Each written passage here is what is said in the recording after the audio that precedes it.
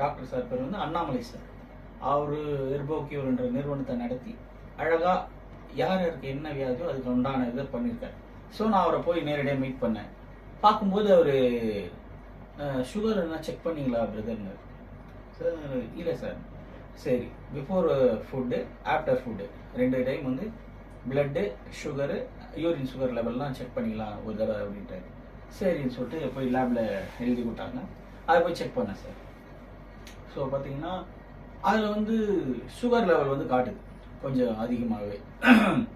Before food வந்து 180 190 வருது. After food வந்து 230 240 அந்த 250 ரேஞ்சுக்கு வருது.